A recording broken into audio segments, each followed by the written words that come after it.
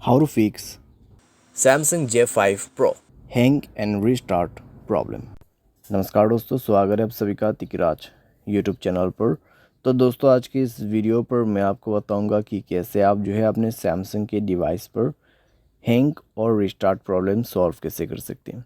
यहाँ पे दोस्तों क्या होता है, जब हमारे डिवाइस ठीक है हैंग हो जाते हैं तो वो अपने आप रिस्टार्ट हो जाते हैं। ठीक है, इस तरीके का प्रॉब्लम है ये।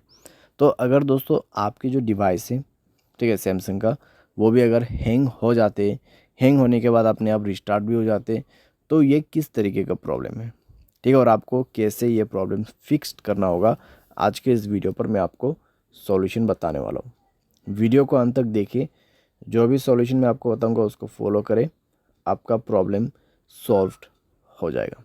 ठीक है, वीडियो शुरू करने से पहले दोस्तों, अगर आपने चैनल को सब्सक्राइब नहीं किया है तो सब्सक्राइब करते हुए बेल आइकन को क्लिक करें।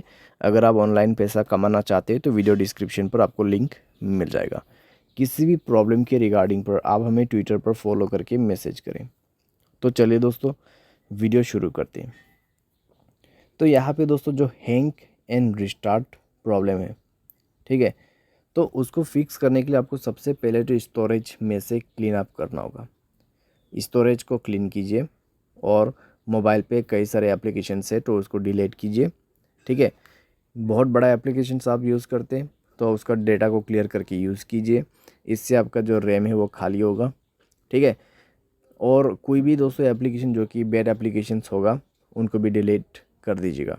बैड एप्लीकेशन जैसे कि कोई अननोन वेबसाइट से इंस्टॉल किया हुआ एप्लीकेशन, ठीक है, तो उनको डिलीट कीजिए और अपने स्पेस को फ्री अप कीजिए। उसके बाद माय फाइल्स पे जाए और यहाँ पे भी दोस्तों स्टोरेज को फ्री अप कीजिएगा।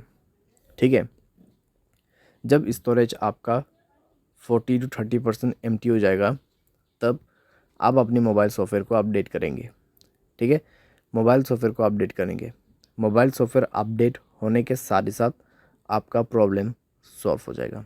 ठीक है, तो हैंग और रिस्टार्ट का जो इशू है आप इसी तरीके से फिक्स कर सकते हैं। तो ये सॉल्यूशन को आप फॉलो करके देखिए, प्रॉब्लम सॉल्व हो जाना चाहिए। अगर सॉल्व हो जाता है तो अच्छी बात है।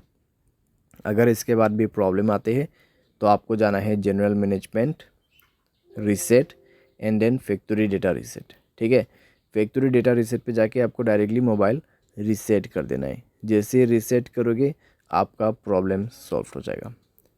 तो इस तरीके से दोस्तों आप अपने हैंग एंड रिस्टार्ट प्रॉब्लम को फिक्स कर सकते हैं। तो जितना भी मैंने आपको सॉल्यूशन बताया दोस्तों, उसी को फॉलो कीजिएगा तो आपका प्रॉब्लम सॉल्व हो जाएगा। आपको कोई भी दिक्कतें बाद में नहीं होगा।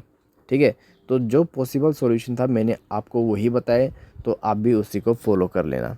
उम्मीद करते हैं आपको ये वीडियो पसंद आया होगा। Thanks for watching.